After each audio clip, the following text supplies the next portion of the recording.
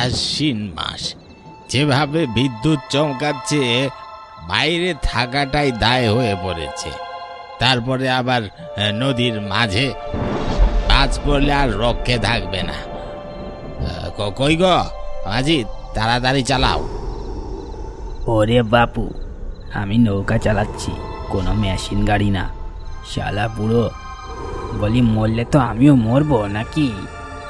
আমি তো আর এই নৌকার বাইরে নেই। শহর থেকে আবারও একটি চাকরির পরীক্ষা দিয়ে বাড়ি ফিরছি। জানি না এভাবে যে আরো কতদিন ঘোরা লাগবে।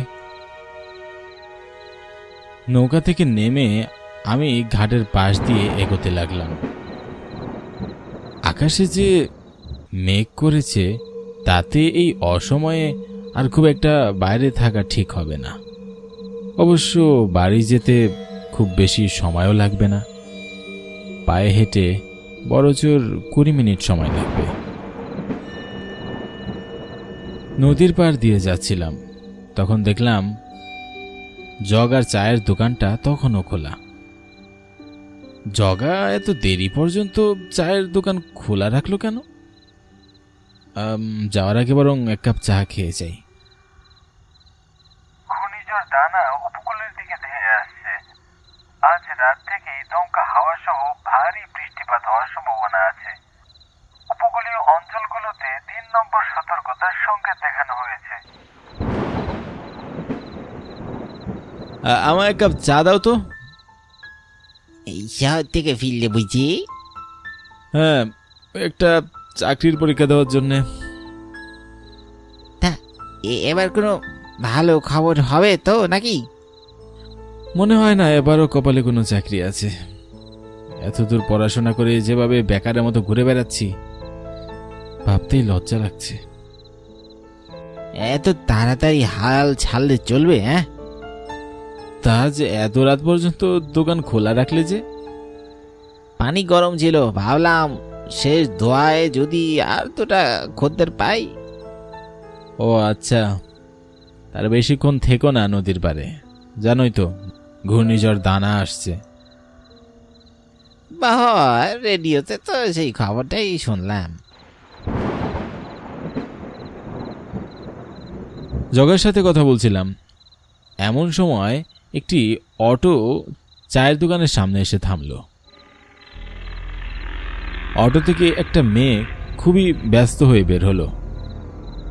মেয়েটির চোখে মুখে দুশ্চিন্তা আর আতঙ্কের ছাপ, যেন মনে হচ্ছে কেউ তাড়া করেছে। তবে মেয়েটাকে কেমন যেন খুব চেনা চেনা লাগছে। এই যে ম্যাডাম, আমার ভাড়াটা না দিয়ে কই চলে যাইতেছেন? দেখুন ভাই, আমার কাছে কোনো টাকা পয়সা কিছুই নেই। আমি আপনাকে কিভাবে টাকা দেব বলুন? আমি বড্ড বিপদে পড়েছি। আরে এ তো লাবণী, স্কুলে আমরা একসাথে পড়তাম। এত কিছু তো জানি না, ভাড়া কিভাবে দিবেন সে কথা ওটা তো ওইটার আগে মনে ছিল না। এখন ভাড়া না দিলে আপনারা যাইতে দিব না।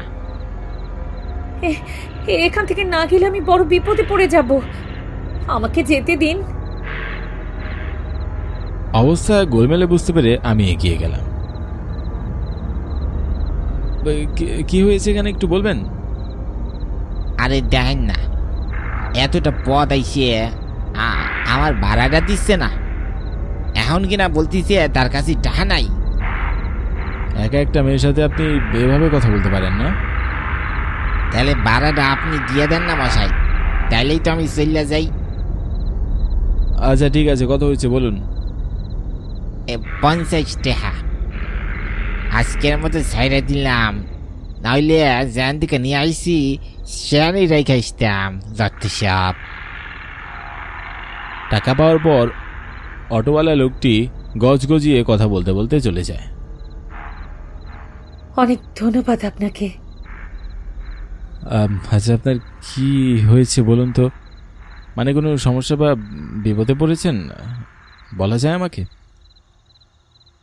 আসলে কিভাবে বলবো, আমি বিয়ের আসর থেকে পালিয়ে এসেছি। যেভাবেই হোক নদী পার হয়ে আমাকে শহরে যেতে হবে। না হলে ওরা আমাকে জোর করে বিয়ে দিয়ে দেবে। সেজন্যই নদীর ঘাটে এসেছি।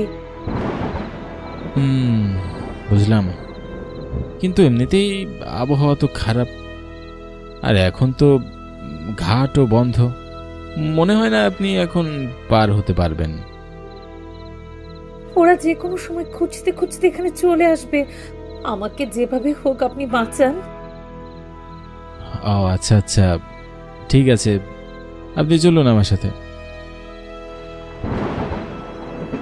আজকের রাতটা যে করে হোক আত্মগোপন করে কাটাতে হবে।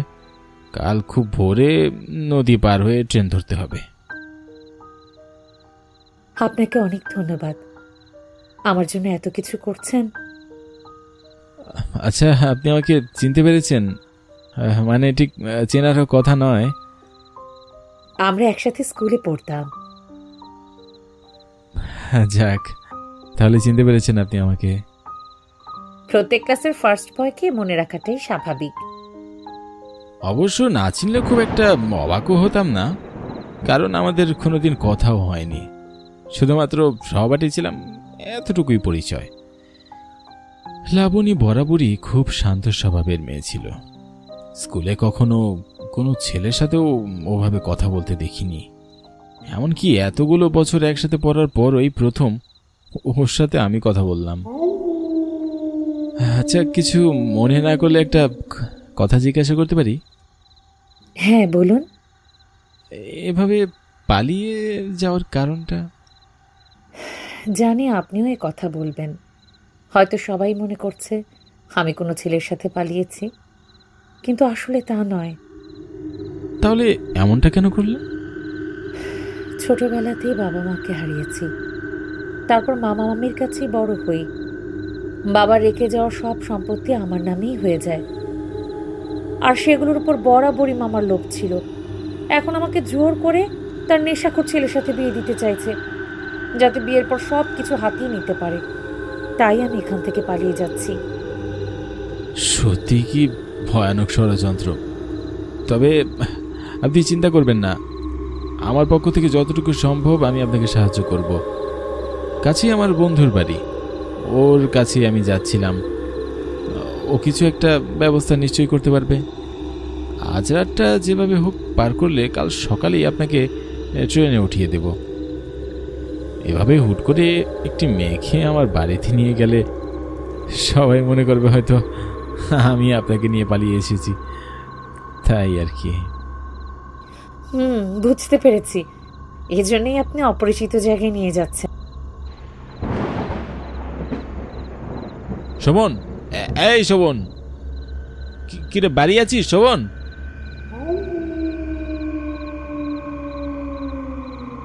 কে রে এত রাতে, কি চাই? বলছি কাকু, শোভন আছে বাড়িতে? না, ও বাড়িতে নেই, একটা জরুরি কাজে শহরে গেছে, 1 সপ্তাহ পর ফিরবে। কি বলছেন, কখন গেল আর কখনই বা ফিরবে? আর কিছু বলবে? আচ্ছা, দুঃখিত এত রাতে আপনাকে বিরক্ত করার জন্য।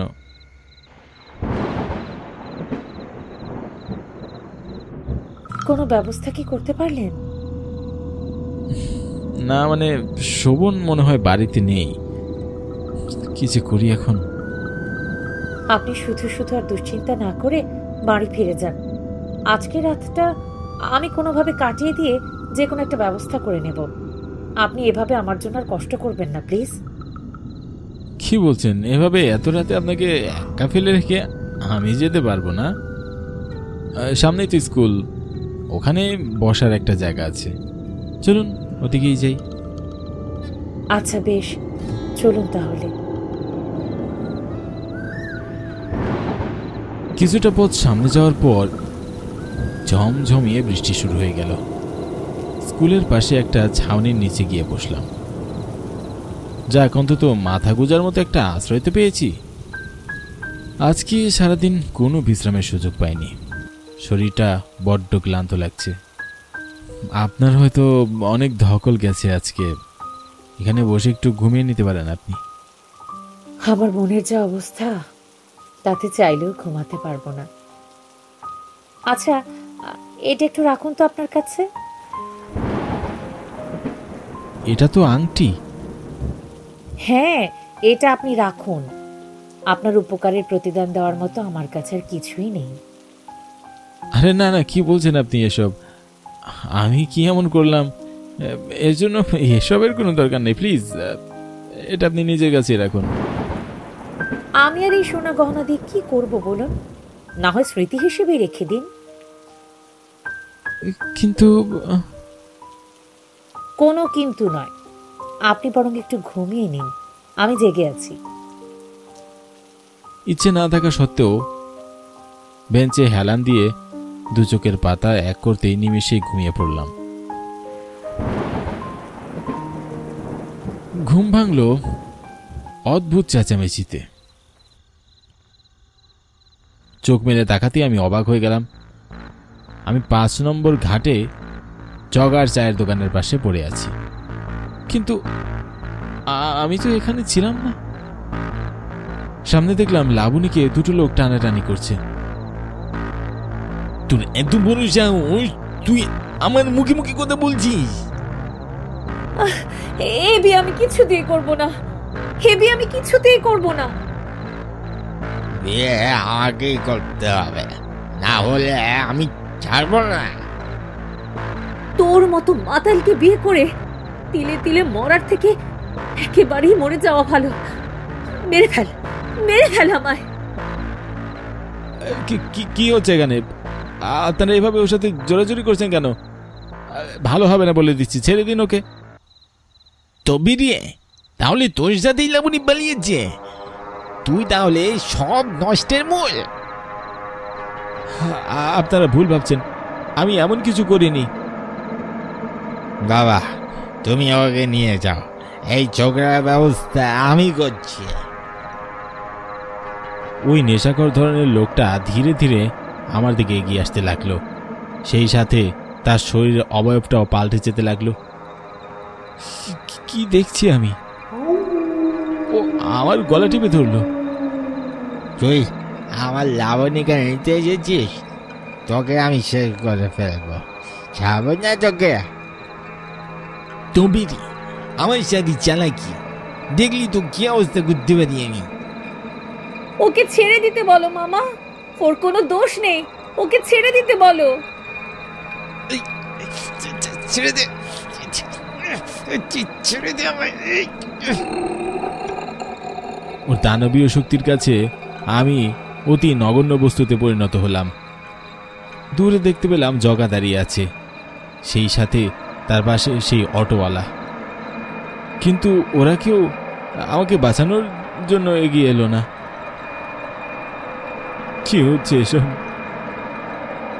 আমি আর পারলাম না, ধীরে ধীরে নিজের জ্ঞান শক্তি হারিয়ে ফেললাম।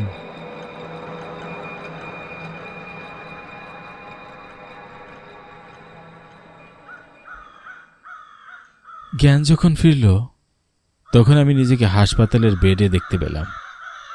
আমার পাশে আমার বাবা দাঁড়িয়ে আছে। এখন কেমন লাগছে রে তোর? কি হয়েছিল আমার? গতকাল রাতে নদীর ঘাটে জগার দোকানটা যেখানে ছিল, ওখানে অজ্ঞান অবস্থায় তোকে পাওয়া যায়। মানে জগার দোকান ছিল বলতে এখন নেই? শোন বাবা, তুই যেদিন শহরে গেলি তার পরদিন দোকানের ওখানে বজ্রপাত হয়ে একই জায়গায় 5 জন মারা যায়। কি বলছো কি বাবা? হ্যাঁ রে বাবা, আশ্বিনের বজ্রপাত খুবই খারাপ। এই গ্রামের একটি মেয়ে বিয়ের আসর থেকে পালিয়ে যাচ্ছিল, তাকে খোঁজার জন্যই ওখানে 2 জন গিয়েছিল। সেখানে এক অটোওয়ালাও ছিল। সবাই হয়তো জগার দোকানের সামনেই কথা কাটাকাটি করছিল। ঠিক তখনই আচমকা বাজ পড়ে, সবাই একসাথে মারা যায়। তার মানে লাবণী? পকেটে হাত দিতেই আমি চমকে উঠলাম, দেখলাম গতকালকে সেই আংটিটা। তাহলে কি আমি যা দেখেছিলাম তা ভৌতিক হলেও সত্য ছিল? এই সেই 5 নম্বর ঘাট। কিছুদিন আগেও হয়তো এখানে জগার দোকানে গল্পগুজব, চায়ের আড্ডায় মানুষ সময় পার করত। কিন্তু এখন সবই স্মৃতি। বুঝে ওঠার আগে মুহূর্তের মধ্যেই যে জীবনে কত কিছু পাল্টে যেতে পারে তা বিশ্বাস করাও কঠিন। এবারে চাকরিটা আমার হয়ে গেল, আগামী সপ্তাহেই শহরে চলে যাচ্ছি। তবে যখনই গ্রামে ফিরব, এই নদীর ঘাটে আমাকে আসতেই হবে। অন্তত কেউ একজনের রেখে যাওয়া স্মৃতির জন্য হলেও আসতে তো হবেই।